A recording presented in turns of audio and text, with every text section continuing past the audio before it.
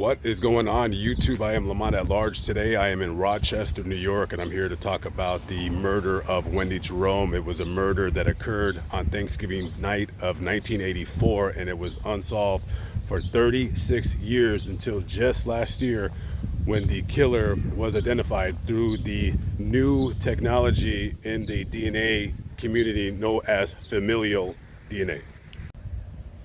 Currently I am walking on Denver Street here in Rochester, New York. This seems like an okay neighborhood. You got a lot of nice houses here, people walking with their families. So you would not think that this was a backdrop for a murder, a very brutal murder that occurred, but unfortunately it is. So on Thanksgiving evening 1984, 14-year-old Wendy Jerome had just gotten done eating dinner with her family. She told her dad she was going to go to her friend's house to give her a birthday card, and she had an 8 p.m. curfew, so it was 7 p.m. when she left her house. Her dad said, yeah, just be back in an hour.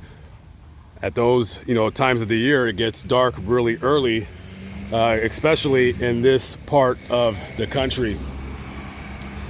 Her friend only lived not even a half a mile away, so she walked to her friend's house. She did make it there, and she gave her friend a birthday card, and she turned around walking on her way back home, but unfortunately she never made it. Wendy lived about 3 blocks directly down that street right there.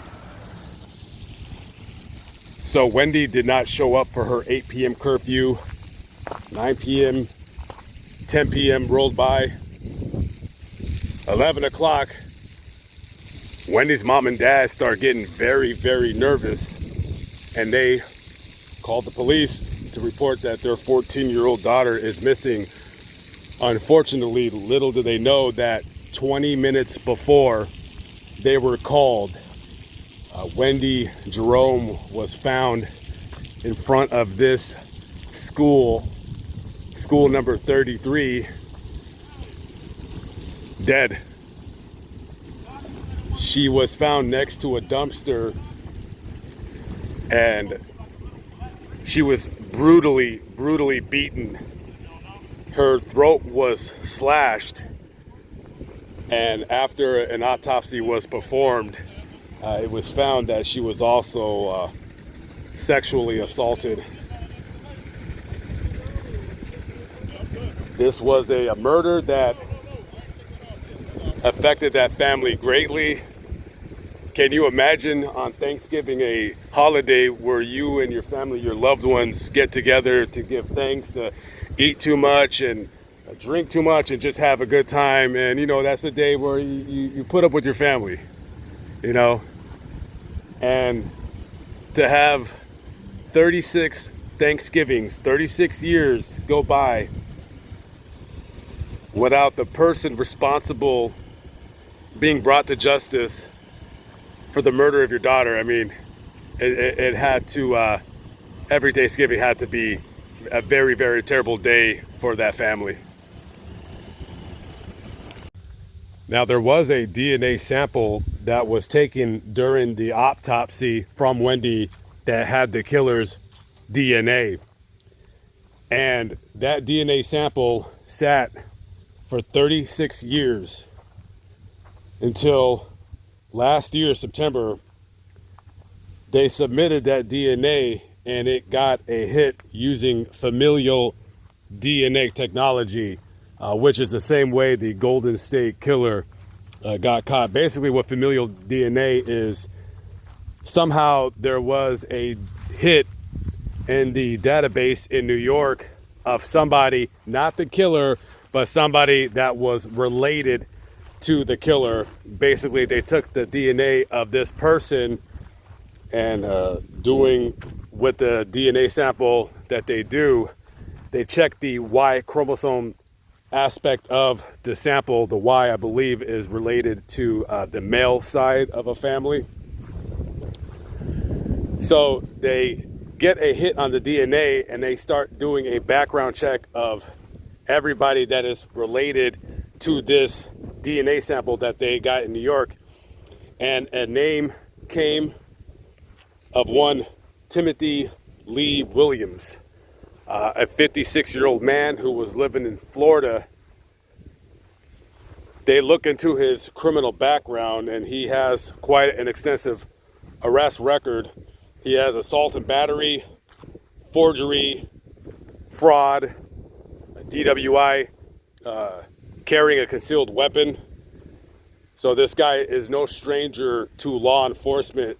So they go down to Florida to talk to Timothy Williams. They obtain a DNA sample from him, and lo and behold, it matched perfectly. We found our killer after 36 years. He was immediately arrested and extradited to New York to face charges of first-degree murder. The rape charge, there is a statute of limitations on that, so they weren't able to charge him with that, but they are able to charge him with the most important aspect of this crime, which is the murder of Wendy Jerome. I believe this is the first case in New York history where they were able to use a familial DNA technology. Not every state uses it. I believe 12 states only participate in using that in and around the country. Sadly, Wendy's father was not here to witness the man being arrested and brought to justice for his daughter's vicious murder. He died about 10 years ago, but thankfully, Wendy's mother, Marlene, is still alive, and she got a call from detectives, a call that she probably thought she was never going to get, saying that we found him. That's what he told her. And then they had a press conference the following week. He was finally caught. Currently, right now, he is set to go on trial for the murder, so I will keep you guys up to date on what happens there. He has pled not guilty so far, and he did live in that area. He lived about 3 blocks away from Wendy at that time, so they could place him, being 20 years old, living in Rochester, New York. And this is the grave of Wendy Lynn Jerome, our little angel.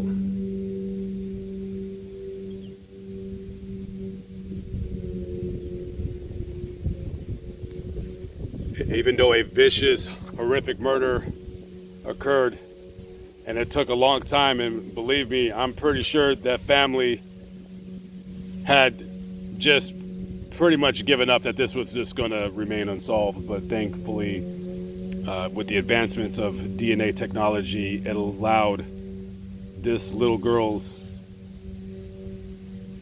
rapist and murderer to be brought to justice, and let's hope that justice is served upon that monster. Rest in peace to Wendy Lynn Jerome. And I don't see her father buried here, so I'm not really sure where he is, but rest in peace to him as well. And I'm sure he knows that their justice is going to be served for his daughter's murder.